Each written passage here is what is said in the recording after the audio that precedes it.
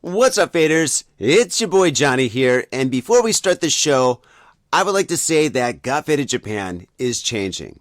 Now, don't get me wrong. We're not changing, our theme, two dudes, booze, Japan to the news. We know you love the news, and we're going to continue with that, of course. However, we want to do something different from time to time. And basically what we want to do is we want to interview cool people who are doing awesome things here in Japan. So if you or anybody you know is doing something really awesome in Japan, and maybe that's a hobby or a job, or you're starting a company or whatever, contact Got Faded Japan at Instagram. Go to our Instagram and just send us a message, and we'd love to have you on the show because there's nothing more awesome than hanging out with cool people who are doing awesome things here in Japan. So yes, definitely contact us, and we'll definitely see you soon. All right, without further ado, enjoy the show. Got Faded Japan!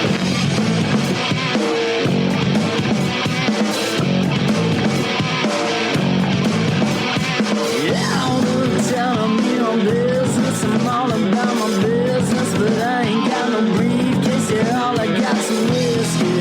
Open now the whiskey, bring it to you. Yeah, I'm leaning up against the door, and my feet set to the floor, and we're messing on and go. Yeah, I've been in before. I'm a broken man, needing remedial lands. I'm all about my business.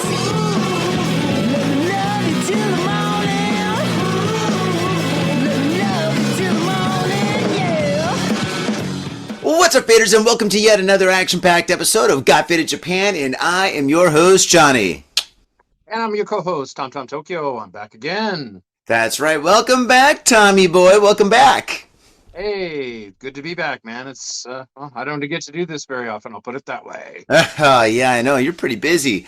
And faders, this is episode number 789. We're soon approaching episode number 800, believe it or not. And yeah, that's going to be quite epic. I don't even know what, I've got some plans on what we're going to do, but yeah, I don't know. Tom, do you want to join 800?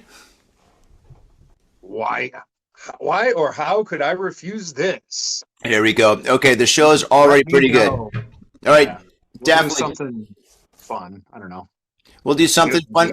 Okay, cool. We'll get a bunch of the old gang together to do the show. That'll be kind of cool. So we'll do something like that. Maybe we'll do it on location. Anyway, I think that's going to be. And we won't do any annoyance live streaming. We promise. No, we'll definitely do live streaming. Absolutely, an annoyance. No, I'm talking about the news stuff in public that disrupts things. We don't do that. Oh, what? Like another boat ride? The booze cruise was incredible. It was very cool. It was epic. That was fun. Yeah, go back to episode number 500 and check that out. That was a great episode. Oh my gosh. As I recall, I dressed as a pirate for that too. That's true. You did. Oh my God. And we drank like pirates too. Holy smokes. I also remember I don't remember who took it, like Anthony H or something. There's a picture of you and me standing on the docks, and it's just like, it's only a second or two of footage, but it's just like an animated GIF that looped. It's like, our kind of clothes are kind of flapping in the wind. It just looked really cool. Yeah, that was a lot of fun.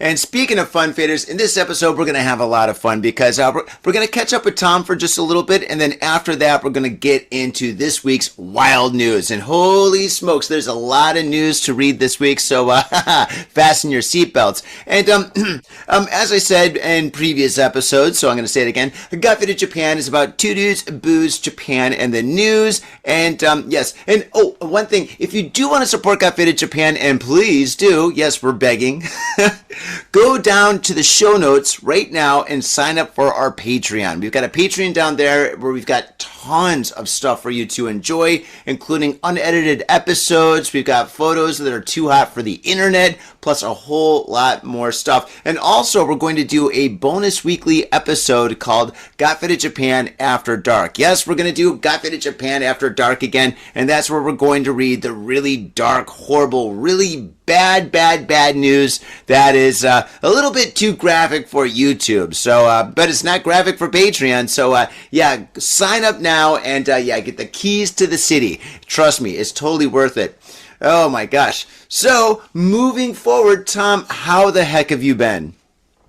All right. If you're gonna ask about my New Year, you're gonna be disappointed, man, because we don't do anything, dude. We stay at home and chill. My wife watches that like silly Japanese program.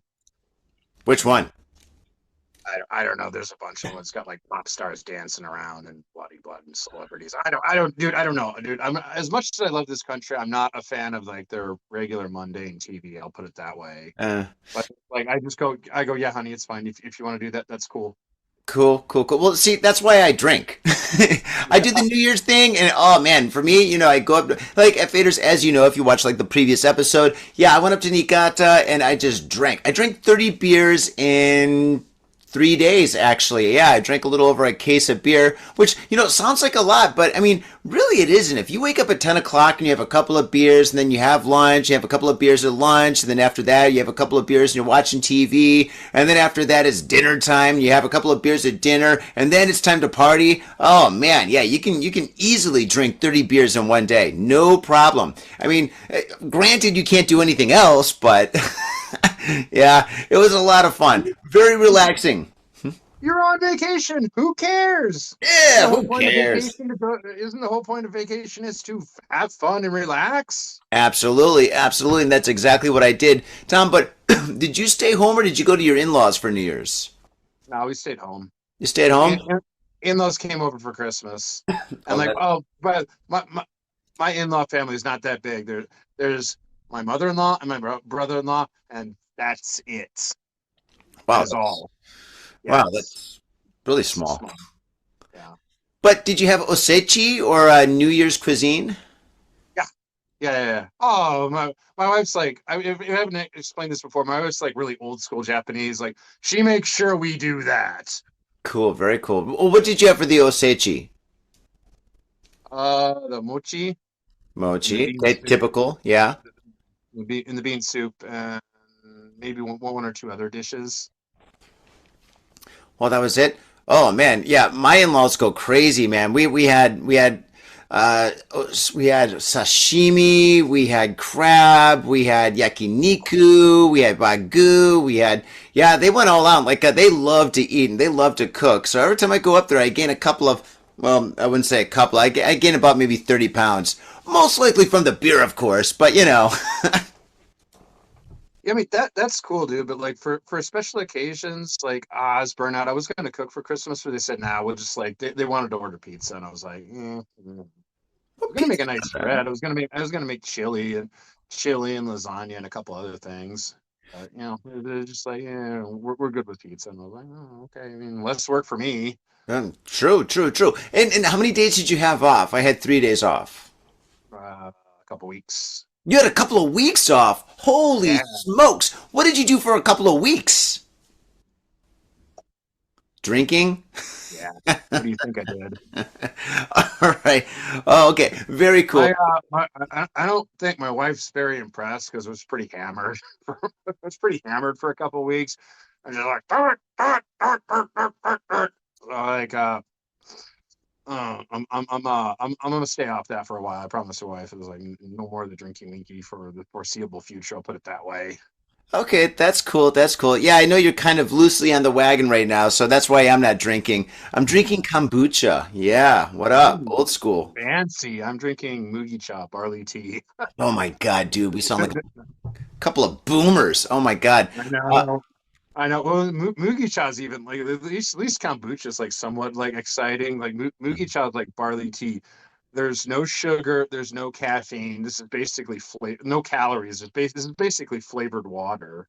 oh my God, you don't put a little sugar or something in there? Ah, God, I don't think I could drink that how with. I roll. Yeah. Yeah. Happy New Year's to you too, dude. Well, back to work, man. Today's Sunday, and I've been working all day. So, but yeah. Anyway, well, dude, Happy New Year to you. I think 2026 is going to be a spectacular year for you, me, for everybody else, and it'll be I even can more. only hope. Oh, yes, yes, yes.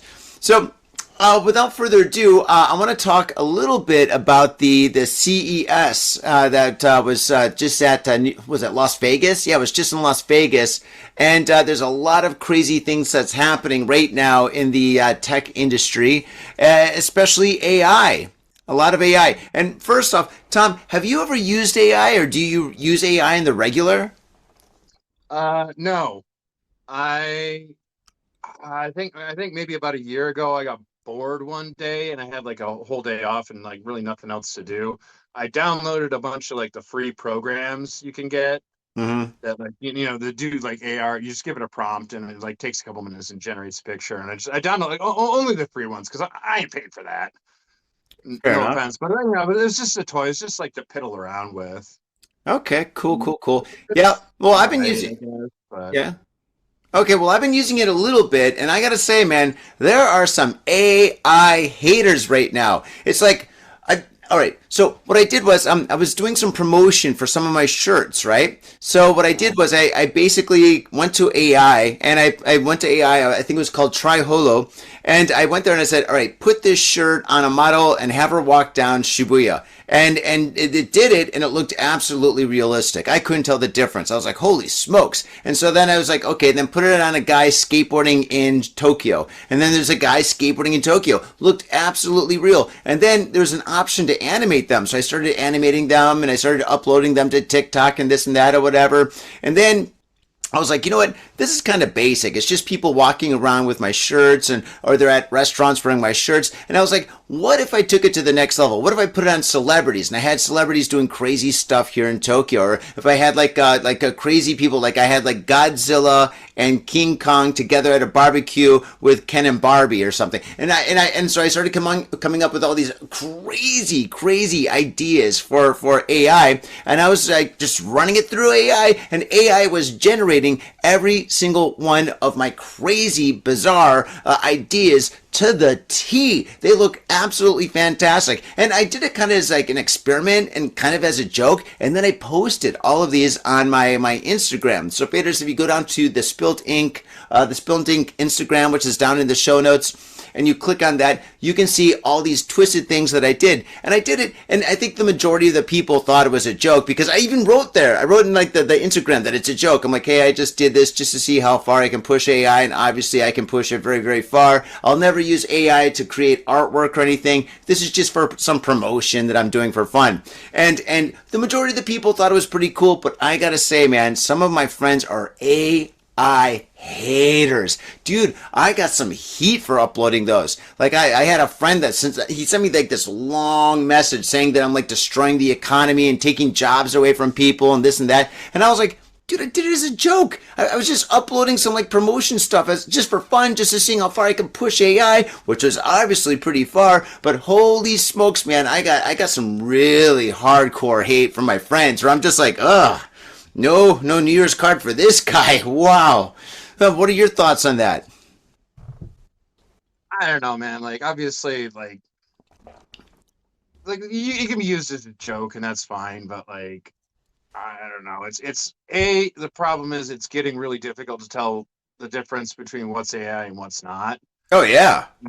There's a dark side with like people basically just doing porn. No, It's you just could do that yeah, too. I mean, I yeah. loosely did that. I mean, I put the or if you're watching this on YouTube, you can check it out. I put the Ninja Turtles and Mickey Mouse drinking at strip clubs. Yeah, there's Batman drinking, and I got a bunch of celebrities riding through what's it called, Hachiko, like drinking. I did a lot of goofy stuff. A lot of goofy stuff. Oh my gosh. I mean, look at this. I got Mario, Luigi, I got the Princess and Mickey Mouse after a drunken rampage. They're all sleeping together in the same bed. You know, I was just, and this is the tame stuff that I was pushing it to, you know? But yeah, people did not like this. I thought it was obviously funny, but I don't know. What do you think the future of AI is, Tom? Future of AI is like whenever Skynet goes live and kills us all. Oh, okay. Yeah. All right. We're going dark. Okay. Yeah, that's probably, well, not probably, that's most likely in the cards. This right now is kind of like the honeymoon time of like AI, you know? Although another funny thing is like one of my buddies who comes to Japan a lot. He sent me a video. It's basically like a man and a woman are like professionally dressed and they're like in like the basement of like Shibuya and they're making out and kissing. It looks like there's no actual nudity in it, but it looks like she's kind of giving him a handy. He sent me this video. Is like he's like looking at it. He goes, is this for real? Like it doesn't like it could be AI, but it doesn't look like it. It looks too real. And I'm just like looking at it like it actually I don't know. It could be, but it also I don't know. It also looks like maybe it's like fake or staged, like some kind of promotion or one of those idiot like YouTuber stunts or something. Like that's the problem with these days. You don't know. Nobody knows. Is it AI? Is it like some jackass YouTuber? Is it like is this like for realsies? Like this couple just couldn't keep their hands to themselves, or are they trying to promote some crap? I Nobody knows. Nobody knows. Well, I'm going to say it's AI because I mean, if somebody was doing that, like I'm assuming that when you said basement, probably you meant that they're in the like maybe Shinjuku Station or something like that. Yeah. Shibuya underneath like the dog, like that area where there's a lot of foot traffic. Oh, the underground arcade. Yes, yes, yes. Yeah, yeah. You know exactly where I'm talking about. No, but AI can replicate that no problem whatsoever. I've got tons of like videos of like girls walking through AI wearing my shirts. I mean, you really, really can't tell. I mean, dude, look here's Justin Bieber on a motorcycle in Shinjuku wearing my shirt, drinking a beer with a monkey on his back, dude. Why not? Why not? Exactly. That looks pretty real. Like when I saw this for the first time, I was like, oh wait, oh my god, that looks quite real. The lighting, everything. Oh my goodness. I mean, dude. I mean, John Travolta from Saturday Night Fever wearing my shirt, smoking a cigarette in a dance studio looks pretty real. I can't tell the difference. I think it looks ballin'. Yeah. Oh, dude, and I had to do one at Kate Moss. There's Kate Moss. She's wearing my shirt. It's from the black and white ad that she did in the 90s. Oh, I used to love Kate Moss. I still do. I like old Kate Moss. Oh, man. Well, actually, okay, I'll put this to you because, like, I think it seems like you have more to lose because you're the artist and I'm not. Gumby. Gumby. Yeah, I got it on Gumby. They're playing Nintendo, like a 1980s bedroom. Oh, yeah, I went all over the place. Like, okay, like I don't know if you like. I know you're not as big of a Marvel fan as I am, but I know like when a while ago when Secret Invasion came out, which with Samuel L. Jackson, it's really hoping for better. It's not that good a series to be honest, but that's beside the point. The thing that like they did that shocked everybody is like the intro is like all done by is like AI generated art. Really? Yeah, you didn't know that? No. And okay. Yeah, well, I'm like a huge Marvel fanboy. I'll watch whatever crap they put out. Oh my gosh. I'll probably like it, but like, yeah, the intro's not very good, and then like, yeah, it came out like it's all AI generated art, and it's just like, well, because it's supposed to be a spy thriller, so it's like, ooh, fake, deep fake, and this and that. I guess I think they're trying to go meta, but it's like, why? Disney has like bottomless pockets. They're practically richer than God. They can put like a bazillion talented artists on that could have done like all kinds of cool stuff, and that they just like chose to do like the lazy AI route. It's like why? But So I want to ask you because like I think your opinion matters a little bit more because you're the artist. Like, what do you think about that? okay. Like I said earlier, I think it's fine to use for artists to use AI for promotion, like what I did. I think that's totally fine because I mean, artists we obviously don't have a lot of money unless we're Banksy. We don't have that much money. So for us to like do a photo shoot where we hire models and we get a cameraman and we go on location and get permits if we need it. I mean, it can be really really expensive. I mean, you can go on the cheap with like an iPhone, and take photos of your friends, and I've been doing that for years. But if you want to take it to the next level, it's really really tough, if not next to impossible. And so to take something, to use AI as a tool to promote your stuff in ways that you pretty much will never be able to afford to do, or I mean, which are maybe even impossible to do. Yeah, I don't see a problem with that. But using AI to make art, yeah, I think it's kind of soulless. I think having something that's tangible, like, I mean, for example, the paintings behind me that were generated with my brain juice, I think that's definitely something that should be cherished, and something that should be respected and enjoyed, and I think and I've seen a lot of digital artwork, and, and digital art is also quite impressive, but it's just like when I go to a gallery and I see somebody that has something that's just been printed out, from their iPad, I'm like, okay, yeah, it's pretty cool, used a lot of filters to do this, that, and the other thing or whatever. And it does look cool. I do agree. But it's just like, it doesn't have the soul. It doesn't have the human feeling to it. And I think that's something that's very important. And I think there's always going to be a group of people, or I guess it should be like a niche that's always going to love something that's human made, that's tangible. I mean, if you're buying like a jacket that's been like handmade by somebody, and let's say, I don't know, maybe in Torichi Daigaku, or maybe some part of Tokyo or some part of Japan or something, that's always going to be way more valuable than a jacket that was mass produced in a factory in Southeast Asia, Yeah, man, I can see that. And like also like, when I used to like write, like, yeah, they're coming, the AI is coming for that too. So Well, AI is coming for anything and everything. Seriously. I mean, they're going to. like I still see what you're saying. Like, you got your ideas, like use it for promotional purposes, because like, not everybody's Banksy, as you say, or just ideas. Because I'm just like, I'm looking at it from like my writer's perspective. Mhm. Like if say I was like, I wish, but say I was a comic book writer, and I had to come up with a new character or two. I could just like, I got writer's block, can't think of any good ideas for characters. AI, make me a random cool original superhero, and then just like generate something that generates a picture. And I look at it and go, oh, okay, this is the blue wacky devil, and his powers are blah blah blah. Just for like a prompt, or like an idea, or like even like you can write your papers. Like I used to do this when I was in university. If I got writer's block, I would like plagiarizing stupid, and you can easily get caught. I never ever did that. But what I would do is like I would like, oh, I'm showing my age a little bit. This is like before Google's like Alta Vista stuff. Read papers, like get a bunch, like read like the title of what they were discussing. Read like the first paragraph, then shut it and go, okay, that's a good idea, and then I'll just do it myself. Okay. So use it as like a prompt to get over like writer's block, or a prompt for ideas. Yeah, like a crutch. Yeah. Okay. Not even a. I don't want to use it a crutch. I don't want to call it a crutch. The way I see it is like it's just another tool in your tool belts. Don't use it as a crutch, but it's nice to have something you can pull out and use when needed.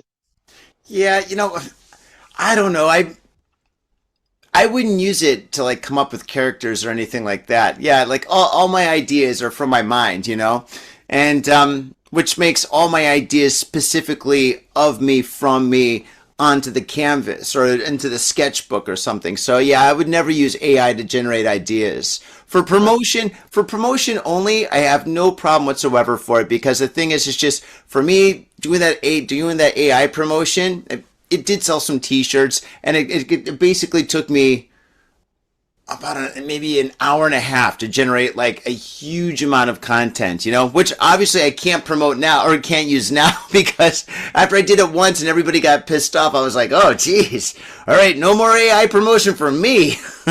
I gotta figure out a way for me to upload content now where people obviously know it was me. Like maybe if I take a photo of something, I gotta have my finger like partially in the lens or something, like something that's an obvious mess up, AI would never stand for a mess up like that. That's amateur mess up. You got to mess up your art to make sure, like, just to let everybody know, yo, dogs, I'm keeping it real. Keeping it real. Yep. I'm a screw up, just like the rest of them. What world we live in? Oh, like, dude. Who could have predicted this like 10 years ago? I don't even want to think like what it's going to be like another 10 years in the future. Geez, yeah. Well, we should ask James Cameron. But good. Let's go back to the what's called the Consumer Electronics Show of Las Vegas. Yeah. So pretty much everything was AI there. Everything was AI. They had like AI, they had AI coffee makers, they had AI refrigerators, they had AI vending machines, they had AI vacuum cleaners that could walk upstairs. And one thing that I think is pretty interesting is the AI, the companion bot? The AI companion bot, which is named Emily. Out of all the names in the world, probably they named it after that one song, "See Emily Play" by Pink Floyd. Have you ever heard that one? See Emily Play. Not really a big fan of Pink Floyd. Okay, anyway, fair enough. But anyway, so it's not a sex bot; it's a companion bot that is very lifelike that you can have intimate relationships with, I guess. And it's called Emily. Google it, look it up. It is terrifying because there's already a whole generation of kids that are like just staying at home playing video games, not drinking booze, not going out to parties. They're just staying home on SNS, hopefully watching Got Faded Japan and signing up for the Patreon. but there's a whole generation of people that are just like not leaving their house and not meeting girls and girls not meeting. Well, actually, I don't think there's a guy one. There's only a girl one. Sexist. But anyway, so the thing is, give it time. Oh yeah, most likely. But the thing is, I think this is like quite dangerous for the human spirit and for like humanity in general, because if you got these companion bots that are coming to your door from Amazon and living in your probably your bedroom or I don't know what you would do with it. Maybe keep it in the kitchen. I don't know it's only a matter of time before they can cook, by the way. But if you got like these little companion bots, dude. People are going to stop leaving their home whatsoever, because why leave your home? Why go to a party? Why go to a nightclub? Why go to a bar? Why go to anything? Why go to the park if you can stay home if you have like a companion bot? You know? I mean, this is the end, or this is the beginning of the end. And yes, the honeymoon is soon to be over with AI. No, dude, I wholeheartedly agree. And you know what? I take my previous comment back about Skynet going live and just nuking us all. Why do that? Why just release a ton of sex bots? Companion bots. Companion bots. Call them whatever you want, but we all know what everybody's thinking. Yeah, we all know. I'm 100% sure they're very anatomically correct, if you get my drift. 100%. Yeah. Probably better than anatomically correct. But anyway, yeah. Why nuke us all when you can just release a bunch of these and just send them all to your homes? That'll be the death of humanity, because nobody will leave the house. Nobody will do anything. Like, I mean, no more procreation. No more babies. Give it like a couple decades, and like the human race is just going to go. Oh yeah, absolutely. But do you think that these companion bots might also bring loosely world peace? Because nobody's going to want to fight when they got a companion bot in their bed. You know, they can be like, oh, I was going to join the army, but I've got Emily to take care of. I mean, why would people be angry at people or angry at their neighbor? I mean, maybe people are just going to stay home and just enjoy watching Got Faded Japan on their iPhones or iPads and hanging out with their companion bot. I mean, maybe that's it. It's going to bring world peace before it weeds out the rest of humanity. Yeah, it's going to wipe us down, I think. I'm aware of what you're talking about. I followed the argument. There is an argument, like basically there's companion bots or companion bots. It would drastically reduce the amount of sexual assaults. Oh, because yeah. Why go out and assault a woman when Emily will just take care of all your needs and then some? Yeah, there you go. Oh my goodness. Yeah. Do you think in the future they're going to have these bots in prisons? I mean, because prison, they have a lot of bad things that happen, dude on dude rape and stuff, So they're like, okay, we're going to prevent all this stuff by giving everybody a companion bot. Honestly, that might not be a bad idea. That might reduce a lot of violence. Oh yeah, violence and all sorts of stuff. Yeah, who knows? Maybe this. Except. Well, here's the thing: they're prohibitively expensive. If you're introduced into the prison system now, you're gonna have people basically people are gonna go out and commit stupid crimes to just go to prison. It's like, yeah, Emily, I want to meet Emily. This is some idiot's just gonna run into a bank with a gun, shoot it in the air, go, this is robbery, give me all your money, and then drop the gun and go, oh, it's cool now. You can call the police. I surrender. Take me away, officers. Get before the judge. Yes, sir. I did it. I'm a very bad person. I don't regret it. You need to send me to prison for a very long time. Oh my goodness. Oh geez. Or I don't know, in prison maybe. I don't know. Well, all right. So okay. This is called the Emily, all right? So it's like the first generation of AI companion bots. It's called the Emily. Do you think like the male equivalent would be called the Bruce? No idea. dude. I don't know. Well, Bruce is kind Bruce, of a homosexual Bruce name these Springsteen? days, huh? Is it? Yeah, yeah. Oh, yeah, yeah, yeah. Bruce is kind of like the go-to gay name, you know? Yeah, you know they know that you know the original Incredible Hulk series. Mm-hmm. They it, it's Bruce Banner in the comics. They refuse they when they made the TV series, it's Dr. David Banner. They refused to call him Bruce because they didn't want him to sound gay. Well, there you go. Yeah, the Bruce bot. I don't know, like I've never Get a tone to it. The Bruce bot. just real quick, I want to say something. My dad's name is Bruce. Ah, sorry, I've Dad. never seen it as a gay name. Actually, like also like obviously my dad's not gay. There's nothing wrong with being gay, but he's like this like blue collar Joe factory worker. So I'm just like I okay. Supposedly it's a gay name, but it's just like it's weird to me. That's all I'm saying. All right. Well, I think it just ruined your family. Sorry, Tom. Oh man. Ruined Well, my childhood, Johnny. what can you do? But okay. Well, yeah. So AI, we got some interesting things that's going to happen. God forbid Japan will never use AI unless it's for the advertising. Although, like another thing that's concerning is the deep fakes, Hmm. because like literally there'd be enough like, well, not just like vocals, like there would be enough like my voice and your voice out there. They could literally just make us say anything. Oh God. Oh yeah. They've been able to do that for a long time now. Yeah. I Yeah. know it's Deep fakes. scary though, because like I don't want to wake up one day getting the hate mail because like you and I were talking about how Hitler had some great ideas. He was a misunderstood hero. It's like we didn't say that shit, but like with deep fake, you can make it happen. Well, that's So, true. That's true. Yeah, I want to get in trouble. Scary shit like with that. That's Yeah. scary shit like that, dude. I worry. I worry too. I want to get in trouble for the things I actually do say and do. Right? Yeah. I want to get like yeah, exactly. If I get in trouble, it's like, damn it, I better have done it. Yep, that's true. All right. Speaking of people getting in trouble, Tom, I think it's time we move on to the news. And would you like to start off? Sure. Yeah.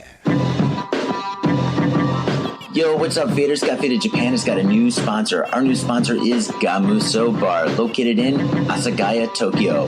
If you're kicking it in Tokyo and you want to get your groove on, get your fade on, you better get your ass down to Gamuso. Gamuso is located in Asagaya. It's about 11 minutes from Shinjuku Station on the Chuo line. Gamuso has weekly bands, weekly performances. And hell, if you got your own event and you want to hold it at Gamuso, we'd love to host you. So contact Gamuso at www.gamuso.com. That's www.gamuso.com. That's right, Gamuso has not only beers in the bottle, but beers on tap. We've got every drink you want, so come on down to Gamuso. Gamuso, and if I'm working, tip me. Have your attention, please. Attention. Hey, yo, what's up, Vaders? Johnny here. You know I love booze and news, but I also love art.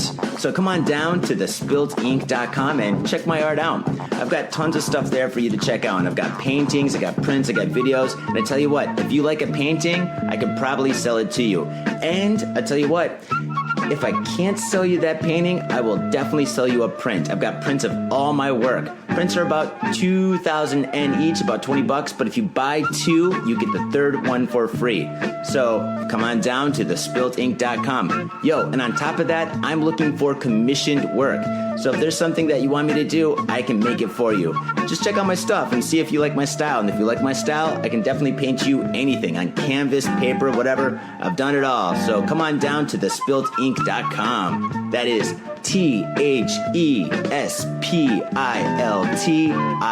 THESPILTINK.com. Thespiltink.com. Proper. Mitsuya Liquors. Yo, what's up, faders? If you're in Asia, if you're in Japan, if you're in Tokyo, if you're in Asagaya, you better get down to Mitsuya Liquors. That's right, for the most affordable prices in Japan, you can get over 300 different kinds of beer. That's right, over 300 different kinds of beer. And of course, they got all the shochu you need, all the sake you need, and of course, they got wine from California to Italy to France to New Zealand. They got it all.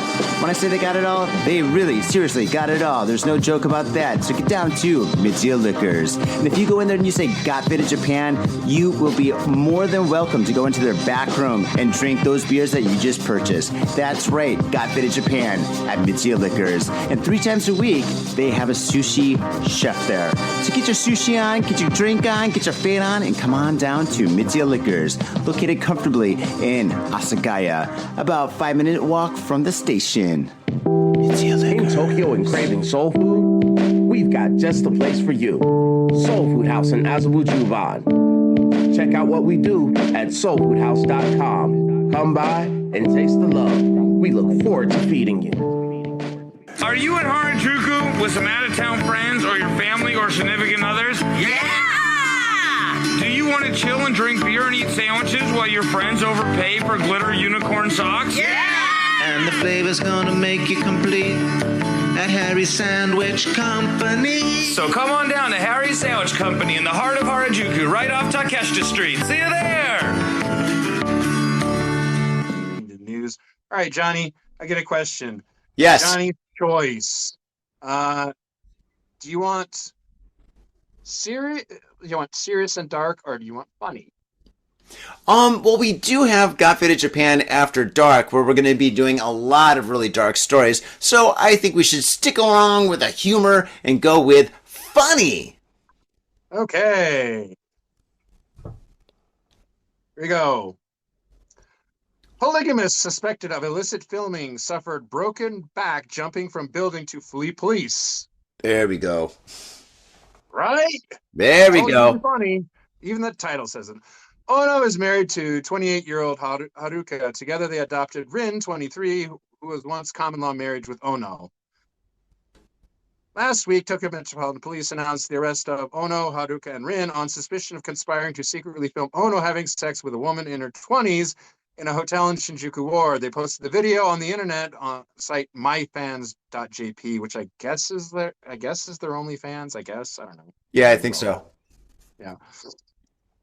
As the press dutifully conveyed to the public the allegations of the police, only Haruka and Rin were shown on camera. This raised the question, where was Ono? In fact, Ono had been taken into custody a couple weeks before, which, as Shukan Bunshin, one of the newspapers, reports was a bit complicated.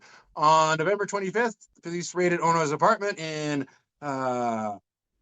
Hayakunincho Shinjuku Ward during an investigation to another case. As officers entered, Ono jumped from the 3rd floor apartment down to an alley in Ogobuko Dori. The street is lined with Korean restaurants and pop-up shops. After striking the pavement 50 meters below the unit, he suffered a broken lumbar vertebrae and was taken into custody. Oh my God, dude, that is horribly painful.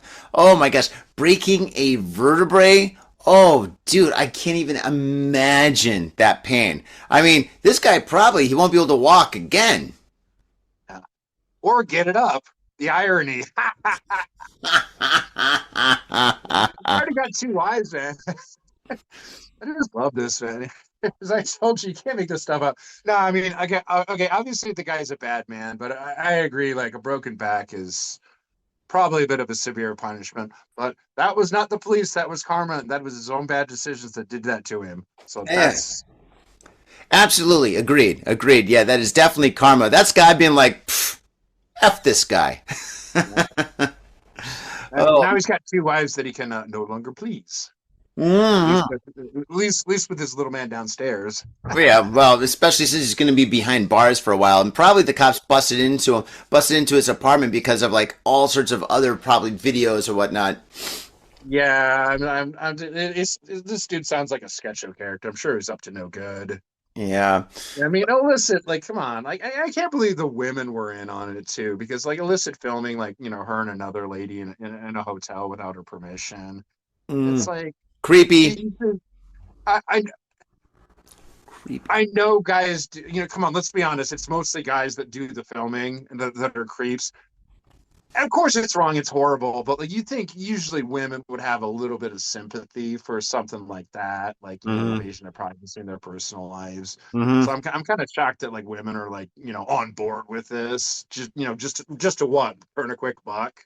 Well, dude, the economy's messed up over here. I mean, for everybody coming to Japan, this place is cheap AF, right? But the people that are like, for you, me, and everybody else that's living here trying to make ends meet, it's pretty tough, man. So, I mean, I don't know, man. I think some people are kind of a little bit desperate, you know? Maybe they're in a desperate situation or something. Anyway, Yeah, but dude, there's other ways to do that. Like the dude's got 2 wives, basically. If they want to do like their OnlyFans stuff, I'm sure they could generate plenty of content that they would watch. If you know, if either one of his wives are like even halfway decent looking, you know what I'm saying? well, I don't know, man. I mean, for like the OnlyFans thing, I mean, a lot of people are doing it. The competition's got to be absolutely insane. I mean, dude, we're like the only guys that don't have an OnlyFans page. We do Patreon instead. But okay. Anyway, moving on. Tom, moving on. Tom. All right, whatever. Tom, moving on. Okay, so let's see here. Let's talk about sushi. Tom, you like sushi? What's not to like? Okay, fair enough. What's the most you've ever paid for a sushi meal? I think maybe 6,000. 6,000. Okay, so that's a pretty decent place. All right, not too bad. I'm probably. I think, I've had some for like the company that paid for like where we've gone to like Tsukiji and like those areas. I've had some like really high end. I don't know how much they cost, but I'm sure it was a lot. Like, okay. Not Jiro's place, but like pretty up there. Oh, there's way better places in Jiro. There's so many high-end I sushi think restaurants. it's overrated, but yeah. But Okay. yes, go ahead. Okay. How about you? Okay, me about that, yeah. So anyway, I think there's a guy that's going to be charging a lot of money for sushi coming up. Here we go. Next story. Tuna King pays 510 million yen for bluefin at Tokyo auction. Okay, all right. A Japanese sushi entrepreneur paid a record 510 million yen, roughly $3.2 million, for a giant bluefin tuna Monday at an annual prestigious New Year's auction in Tokyo's main fish market, smashing the previous all-time high. Self-styled, quote-unquote, Tuna King, Kiyoshi Kimura's sushi restaurant chain paid the top price for the 243-kilogram fish that was caught off the Oma in Oyama Prefecture. Quote, I thought we would be able to buy it for a little cheaper, but the price soared before you knew it, end quote. Kimura said after the pre-dawn auction at Tokyo's main fish market. The top bidder last year paid 207 million yen for a 276 kilo bluefin. Now, Tom, my question for you is it possible to make any money off of this kind of investment? That's kind of what I also, by the way, I did come across this headline as well. I read it. I know what you're talking about. I personally don't think so, unless he's charging like 1,000 yen per piece, or sorry, $1,000, not yen, per piece of sushi. Like, I don't see how he's like making a profit. I think, in my personal opinion, I think it's a rich guy that's bored, and I think also he's doing it for like he's not really buying the fish per se, as he's doing it like to promote his company. Because we're talking about it right now. He paid like, some ungodly sum for this just monster of a bluefin tuna. And well, he made this is in an international news story. So people be talking. Oh my God. Tom, I couldn't agree with you more. Yeah, basically he paid $3.2 million for $1 billion worth of promotion. All over the world, everybody knows this guy's name. They know the Sushi King, and then they also know his restaurant, which means all these tourists are coming to Japan and they all want sushi. Every single person that gets off a plane in Japan, the first thing they do is they go straight to the sushi restaurant, and some of them have reservations 6 months in advance, right? It is cray here. So yeah, pretty much this guy, he can up the prices of all his food, all his drinks at all his restaurants, and he's going to make that money back in no time. Tom, you're right. You're 110% right. I couldn't agree with you more. That's right. Okay, that's my story. What do you got? Well, one quick side comment, and to all the tourists, like, yes, absolutely, when you're in Japan, run out and try the sushi, make it a priority. But Another thing we've mentioned this before is don't limit yourself to just sushi because there's a bazillion like amazing like dishes you probably never heard of. Like try Mm. the sushi, but like get on the ramen, get on do your research about some of the more different traditional foods you could have because like you're selling yourself short if you're only like here for the sushi. True. Okay, Tom, your story. Yes. You know what? Let's stick with the funny. Yeah, Funny. yeah. All right. Here we go. Married Saitama prosecutor dismissed for leaking criminal information to girlfriend. Dun, dun, dun. Ooh. Ooh, spicy. Yeah, for No one cares. some reason I'm in a love and romance kick. I'm a romantic. Hee hee. A 35-year-old male prosecutor with the Saitama District Public Prosecutor's Office has been punished for leaking information about another person's criminal record to a woman whom he was having an extramarital affair with, reports on News Network. On Friday, Takeko Anan of the Saitama District Public Prosecutor's Office was summarily indicted for violating the National Public Service Act. He also received a summary order to pay a fine of 300,000 yen, which is, I don't know what, like probably $2,000 nowadays. Something like that, yeah. Something like that. And was dismissed from his position for disciplinary reasons by the Ministry of Justice. Dismissed. Again, some of these, I'm reading it verbatim. Some of these articles are always written a little bit weird. True. Around June 20th last year, Anand, this is a weird name, by the way, allegedly leaked information to his girlfriend by handing her a piece of paper containing information about a criminal record, according to the office and other sources. At the time, Anand was working the Namazu branch of the Shizuoka Public Prosecutor's Office. In obtaining the information, he used a device accessible by prosecutors. The information included the date and content of a criminal trial verdict for a man with whom the woman had had trouble.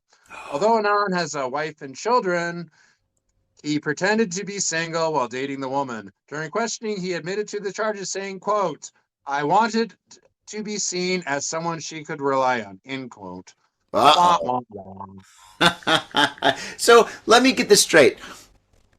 This guy's a prosecutor, and he's prosecuting this guy that's been giving her trouble. And anyway, she starts sleeping with him, probably to get information. He gives it to her, and maybe he breaks up the relationship. Maybe she's got feelings for him, and she's like, "What? You're gonna break up with me? Oh no, you're not. And if you do, you're going to go downtown." And that's exactly what happened to this guy. So pretty much, yeah, she caught him. I think I like your version of it better. No, it sounds like he was just screwing around on his wife with this girl. She had trouble with some dude over what we don't know, and I don't think he was. Doesn't sound like he was prosecuting. He just had access to the files and leaked it to her. Oh wow. Yeah, like, wanted to be someone she could rely on. Yeah, maybe you might want to share the whole wife and children thing with her if you want to rely on her. Yep. Oh boy. Good story, Tom. Good story. Okay, let's see if I can top that. I don't think I can. That was a really good one. Okay, moving forward. Da, da, da, da, da. Oh, okay, all right. Tom, you like kids, right? Yeah, I do. Okay, me too. I think kids are great. I love kids, but there's kind of like a time and a place for kids, and I don't think kids belong on airplanes.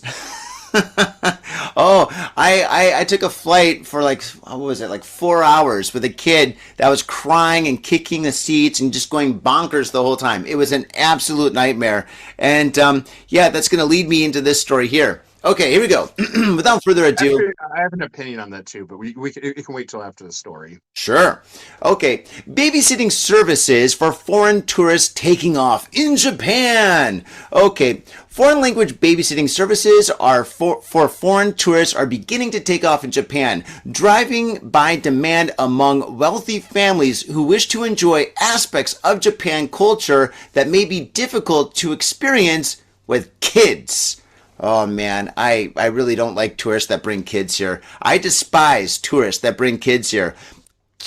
Japan's got Disney Sea, Disneyland, Hello Kitty Land, or whatever, but that's about it, man. You know, when you go to a nice restaurant with your wife and you got some tourists there with some kids that are out of control because the kids have no idea how to behave, and then they're going crazy because they probably just are going crazy just because they're in Japan. You know, it's just insane. I've seen videos of kids going crazy on the train. I'm going to post that soon, faders. So check out our Instagram because I've got a video where these kids are using like the I think it's the Yamanote train as a jungle gym. They're all like climbing up the sides or whatever, and the parents are there just doing nothing. Parents don't care, you know. And yeah, so oh man, maybe this might be a good thing actually. But anyway, that's on the parents though. This whole thing's on the parents.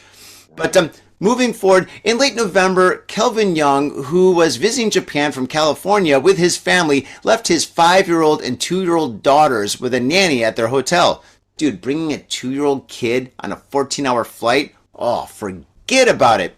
For about 4 hours, he and his wife enjoyed a visit to a high-end sushi restaurant. Hey, and that is not well suited for families with young children, pretty much like everywhere else in Tokyo.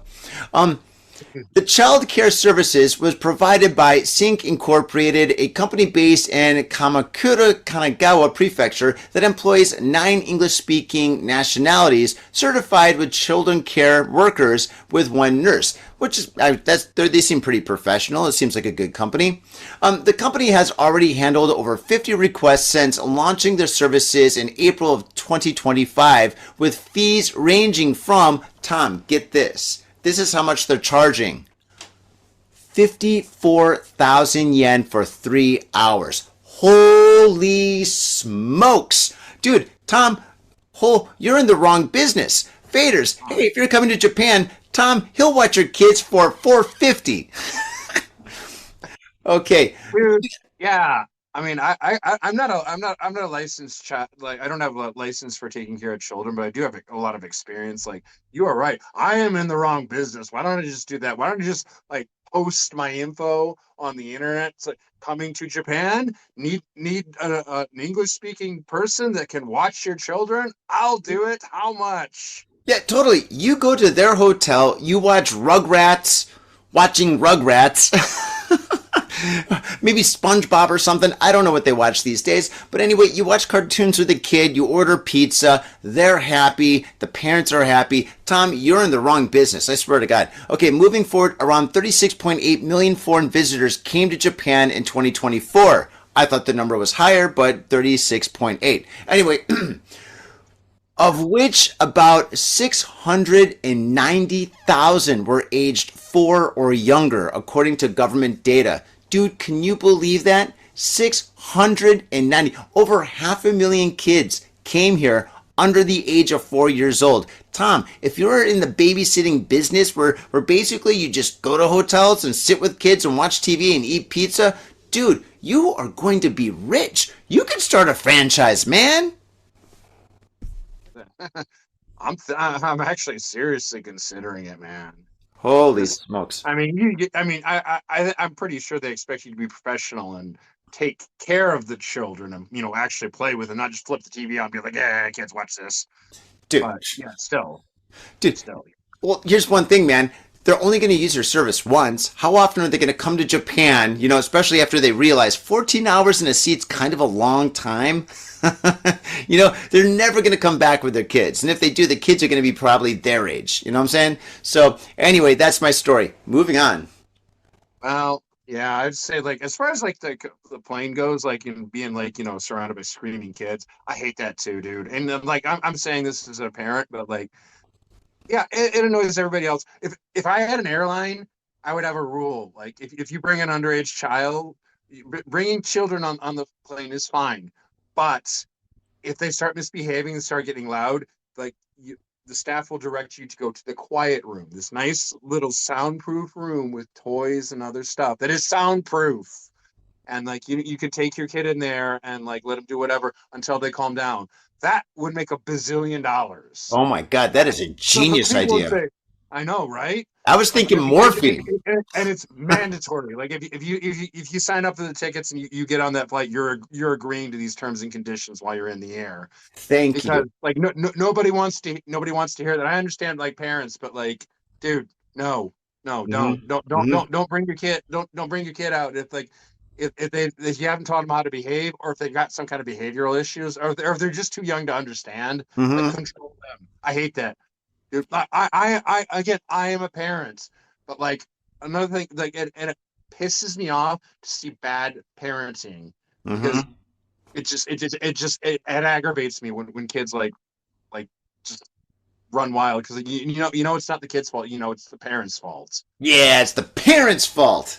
Why would you bring your kids to Japan? What were you thinking? You're gonna go to a nice restaurant. Your kids are gonna behave. Japanese I'll, kids. Actually, although to be fair, like I do have some experience, because like, well, back when I was in Nakameguro and like in your area, like I do interact with a lot of tourists, and like actually a lot of the kids are fine. They're as far as I can tell, they're well behaved, and I'll talk to the parents, and they're real nice. Well, And I'm sure they're everything. nice. Not They got good intentions. yeah, some of them are horrible. And another thing they do, I'm like, I wonder if this makes me racist against my own people, but Oh. like Japanese kids are actually like really like disciplined, because like when Yeah. my child he was younger, I would bring this giant bag of toys to the park, and like, you know what? Like a lot of kids want to play with the toys, but they'll come up to me and they'll ask nicely. Mm-hmm. And the only ones that don't are the ones that are like really, really, really young and don't know better. And they just see the shiny toy and they want to touch it. But Yeah. like, but without fail, all the Japanese kids they'll come up and start looking in the bag and go, ooh. Then they'll like, politely ask if they can look at it, and which is fine. I don't like. I want to set a good example for my child. Like, I don't mind sharing my toys. I don't mind letting other kids have fun and play with them. Yeah. But like, it's these effing white kids. Like, I swear, dude, it's like white kids, my own race, like running up, just going, like in Yeah. the toys. Oh, And it did. and in one instance, and oh, this couple, they were Christian missionaries. Their kids actually stole a couple of my toys. No kidding. They're No kidding. Christian, yeah. Like I don't normally put negative comments on Facebook, but I post about that, and I'm like, yeah, missionaries. Way to teach your kids very Christ-like behavior. Like I couldn't even believe it. And the parents are nice enough. They're like, oh, we're missionaries. Like, have you heard the good news? And yeah, I'm like, yeah, I'm good. Like, Uh-huh. yeah, Uh-huh. I'm cool, dude. We can talk, but I'm not like signing up for Bible thumping. But like, Oh not man. like straight up stole some stuff from me. Yeah, yeah. Well, I I'm know not really surprised. and I went home, and my wife's going through the toys, and she asked about, she said, where are these? Is like, they should be in there. And like, my wife just looks at me and she goes, Japanese children would never do that. And I'm like, It was the whites. Those dirty whites. I was like, she's got me on that one. Yep. I hate to say it, man, but like, oh, Okay. sorry. All right. Your story, bro. You know what? I'm gonna go one dark. Okay. It's like those are the two really funny ones I found, and it's either that or like stupid white collar crime, or like or other crimes that are just not funny. Okay, go for it.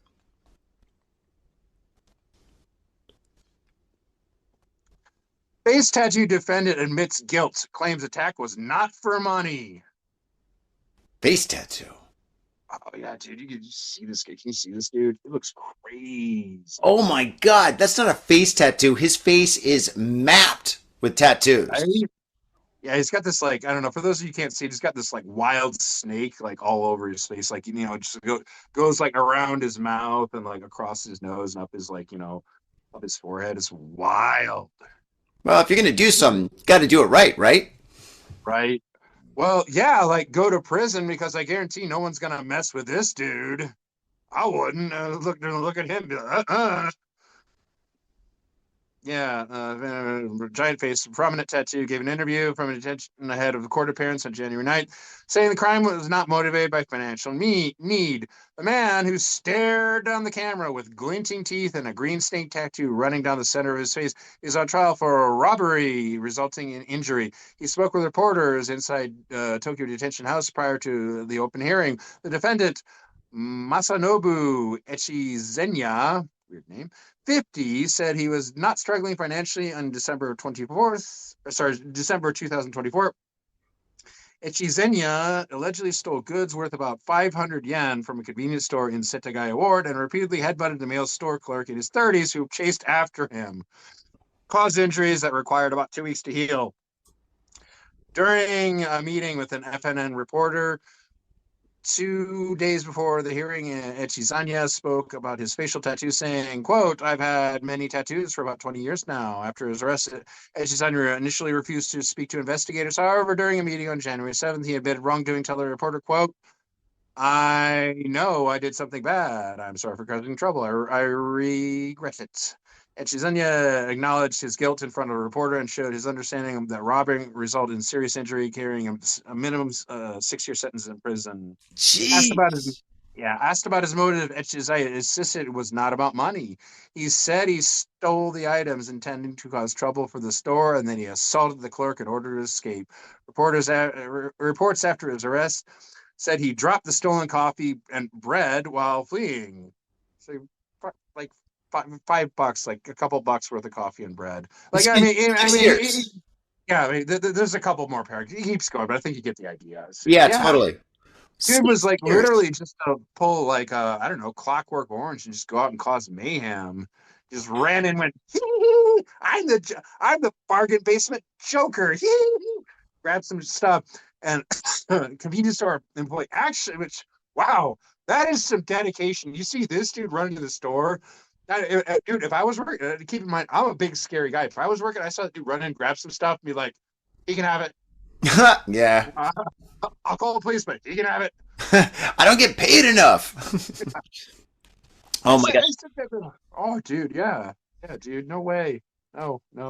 That's another thing, though, regarding the tattoos. Like, I got 2 points about that. One thing is, in Japan, tattoos are becoming more and more and more acceptable, right? So many international people have tattoos, whatever. But the thing is, facial tattoos, like tattoos on your hands and your face, still, that is very, very frowned upon and kind of unheard of here in Japan. Unless they're like a punk rocker or like a super famous person or something like that or whatever. But in general, it's very, very, very uncommon. And another thing is, if anybody's going to commit any kind of a crime, having a tattoo on your face is like, it's obvious who it was, you know? I mean, if he goes in there and he's like the snake tattoo on his face guy or whatever, you know, I mean, everybody in that neighborhood knows who that guy is. Probably everybody in that town knows who that guy is, you know? I mean, it doesn't even matter how far that guy runs. They're like, hey, you know that guy, like in 3 prefectures away that has a snake tattoo on his forehead? Yeah, he just stole some coffee and some bread or something.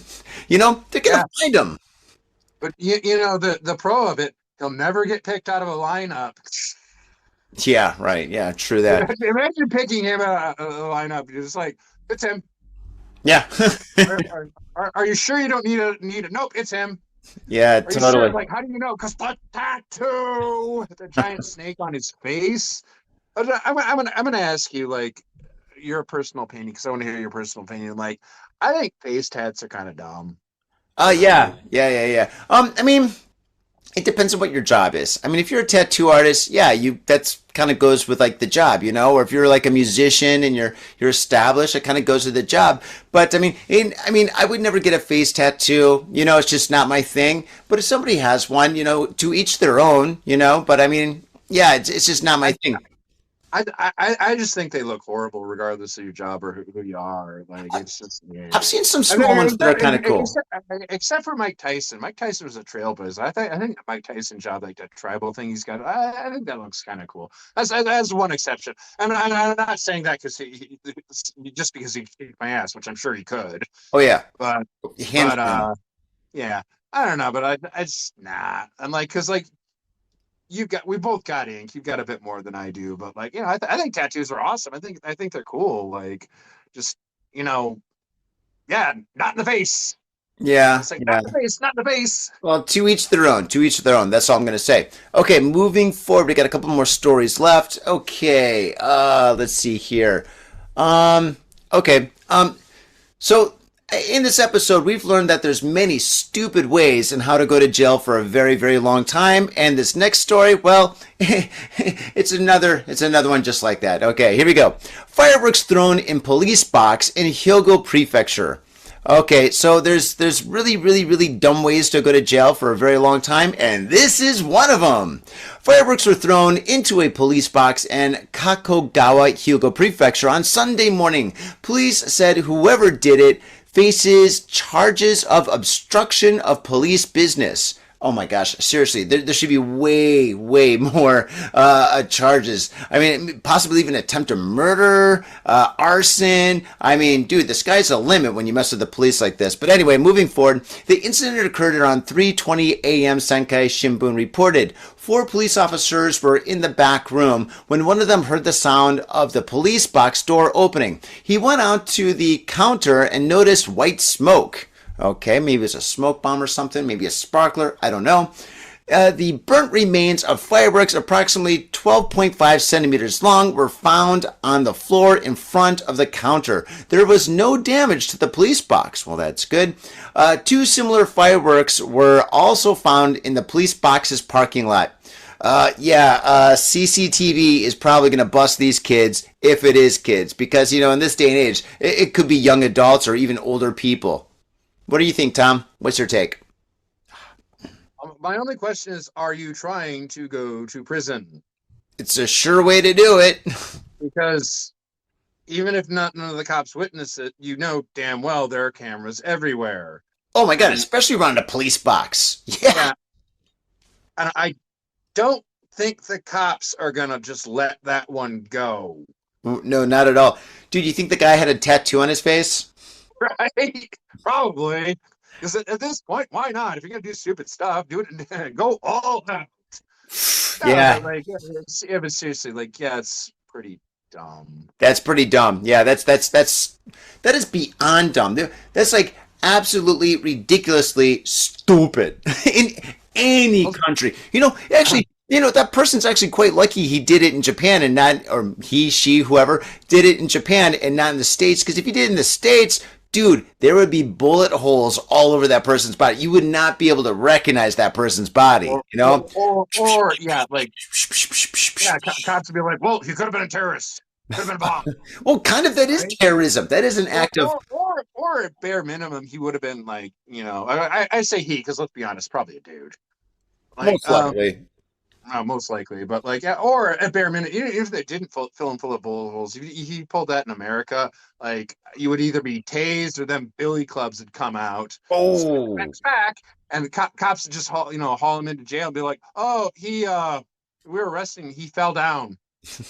No, they'd probably be honest. They're like, yeah, he had a bomb, which technically fireworks are kind of bombs. Anyway, last story, Tom. You got this. We had to search him and make sure he didn't have a bomb. How did we search him? With our nightsticks. With bullets. Oh boy. All right, last one, bro. All right. I'm going to read this because there's something I wanted to talk about. I'm going to follow it up with something. Go for it. Okay. Graffiti found on Fushimi Inari bamboo. I know this is not the... Yeah. I heard about this. Yeah, it's all over the news. Graffiti has been discovered on a bamboo grove near Fushimi Inari Taisha in Kyoto, popular area which draws a large number of tourists to the shrine's famed Senbon gates. Located in Kyoto's Fushimi Ward, Fushimi Inari Taisha is known for its striking approach with thousands of vermilion torii gates forming a tunnel-like path, making it one of the city's most visited attractions for both domestic and overseas travelers. A nearby hiking trail connected to the Senbon route has gained popularity among visitors, but a serious problem is now emerging in the surrounding bamboo forest. Reporting from the scene, journalist Haruka Tsuta said that numerous bamboo stalks have bear carved graffiti, with some etched from top to bottom. Among the markings are what appear to be initials in the Roman alphabet, ABC, as well as numbers believed to indicate years, possibly left as records of visits. The carvings are thought to have been made with sharp, hard objects. Similar damage to bamboo forests in Kyoto was also confirmed last year. At a famed bamboo grove in Arashi, around 350 stalks were damaged in much the same way. Once bamboo was scarred, it does not regenerate on its own, raising risk of collapse, and the city has been forced to cut down some affected stalks. The bamboo grove in Fushimi is privately owned, and its owner, Akira Nakamura, 79, expressed anger over the damage, which is justified. Absolutely. Quote, I didn't think it was this bad. It's really troubling. It's a matter of morals, said Nakamura. According to Nakamura, at least 100 bamboo stalks have been damaged. Although fences have been installed around the grove, some graffiti appears to have been carved after people climbed over them.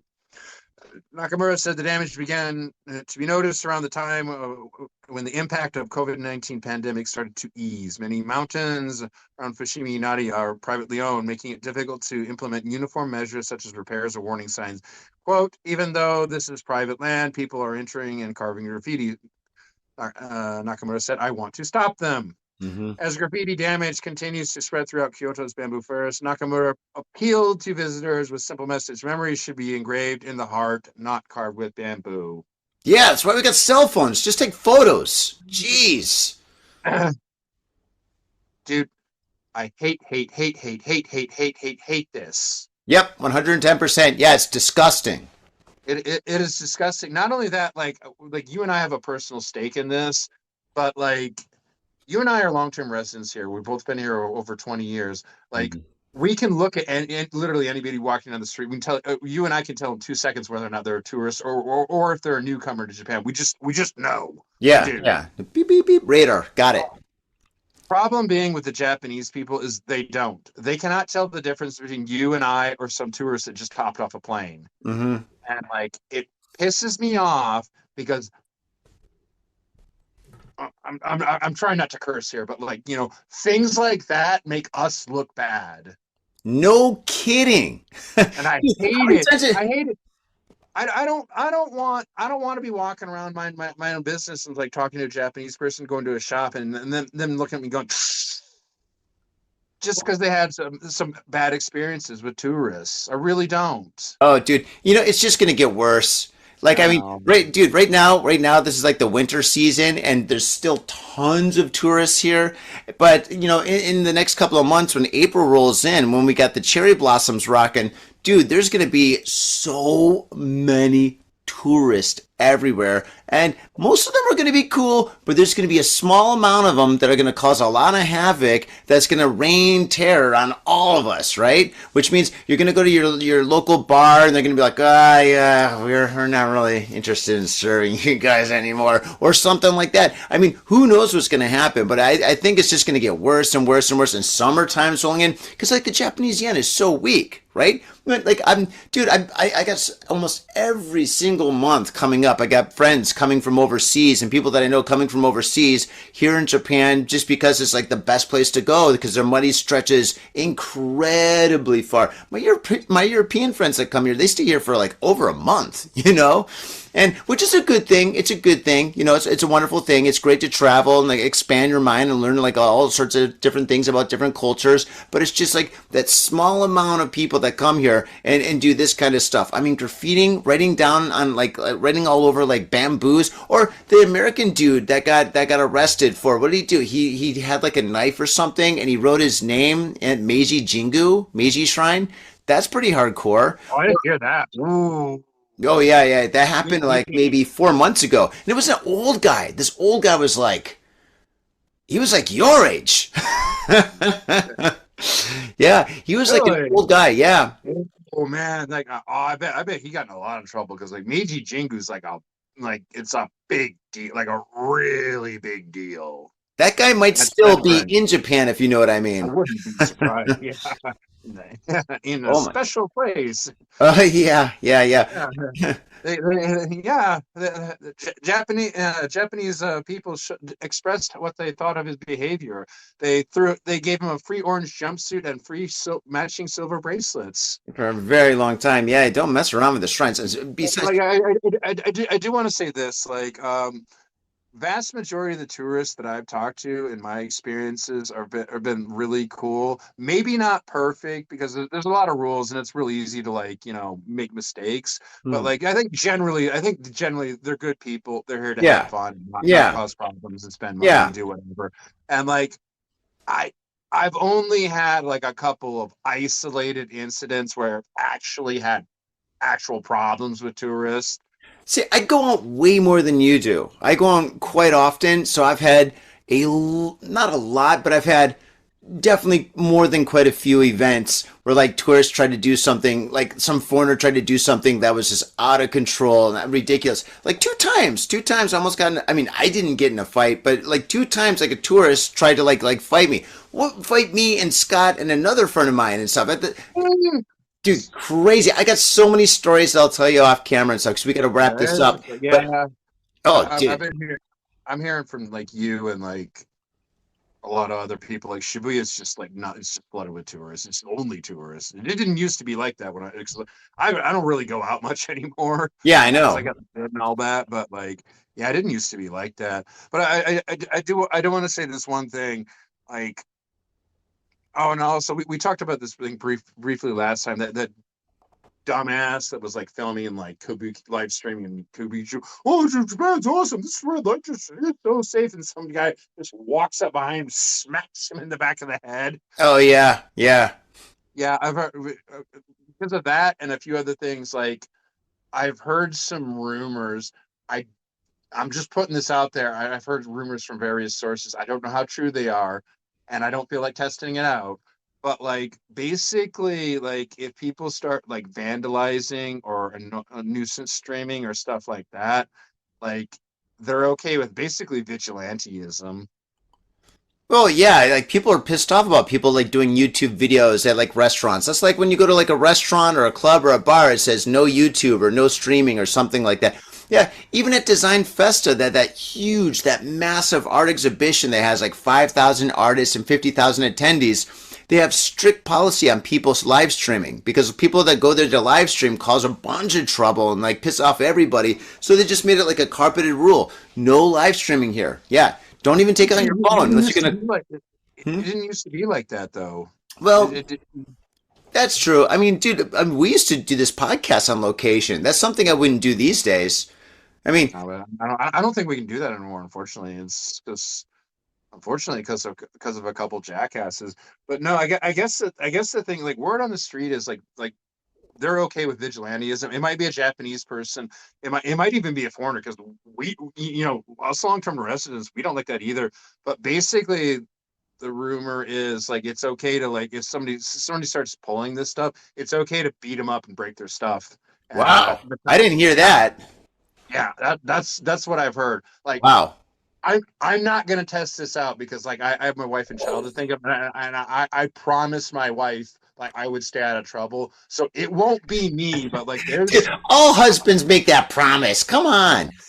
but like no, but like I've been hearing rumors that basically that's like that's how it's gonna be handled, and the cops are just basically gonna pretend they didn't see it.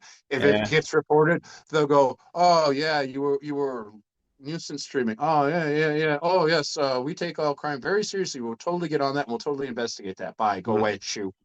Like Yeah. that's the rumor. Wow. Okay.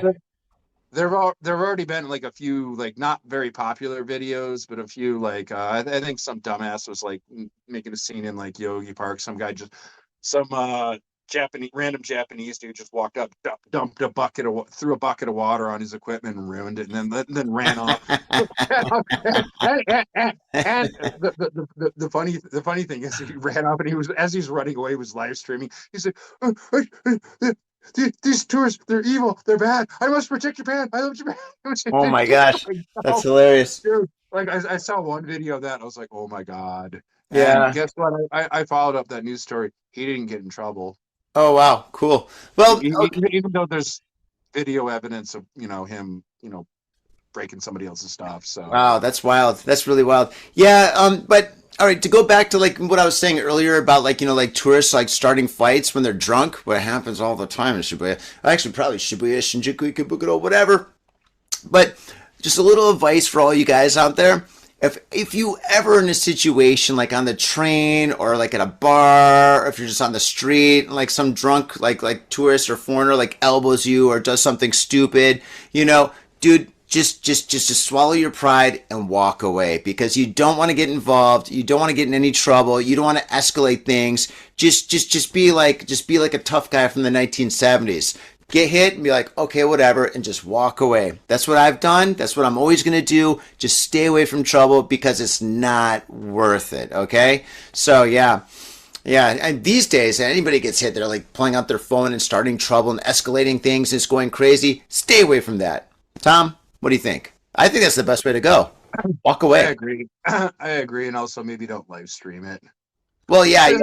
No, I think you're right, but it's not just that. It's like somebody like, elbows somebody. They're obviously looking to start something, but then people make it worse because like as you say, they retaliate. But not only do they retaliate, they pull out their phone, start recording and retaliate, and all of a sudden, like that's all that that's all that everybody remembers, especially the Japanese people. Mm-hmm. Yeah, so walk away. That's my advice. Walk away. Go. You know what? No, even better yet, walk away. Go to a convenience store. Get yourself a beer. Sip on that beer. Forget about the incident, and just move on with your life and happiness. That's what I'm saying. And don't mess with those bamboos. Yeah. All right. I almost feel bad for a lot of Japanese. Let's keep in mind that like Tokyo and Osaka and some of the major cities are not all of Japan. Let's keep in mind, especially some of the very rural areas, like. This country is like 98% Japanese.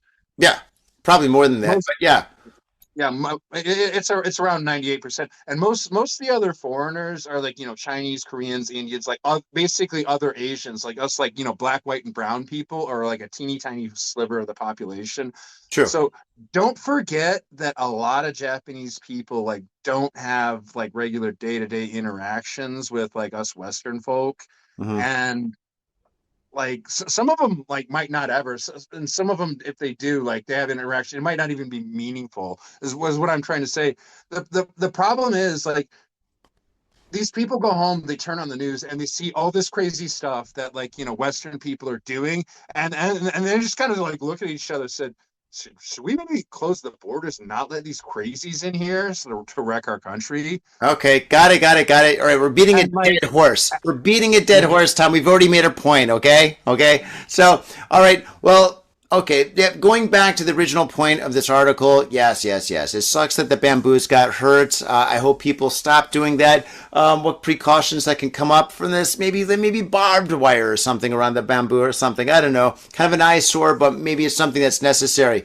So, dude, we got to wrap this up, man. So, Faders, I want to say thank you very much for tuning into this very special episode of Got Faded Japan. Tom, it's good to see you again. I'm glad that you're on the wagon. Dude, hopefully that works out for you, and everything is going to continue to be awesome, especially in this brand new year of 2026. Oh my goodness, the wonderful things that we're all going to do, as long as AI doesn't produce these Emily bots and takes all our time and basically makes us into sex zombies, I guess. But that's how Skynet's going to get us, not with nuclear weapons, but with Emily bots. That's true. All right, well, if that's the future, it's bleak. Anyway, no, my kid's invading. What do you have to go? Your kid's invading? All right, don't get him on camera.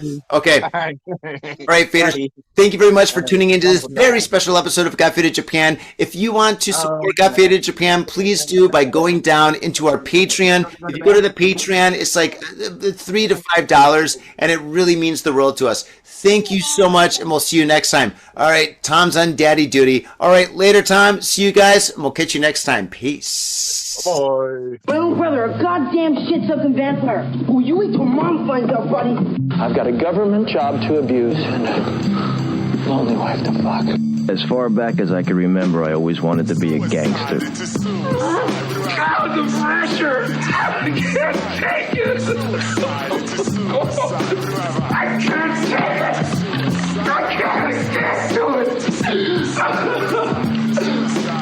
your excuse, man? We're going drinking!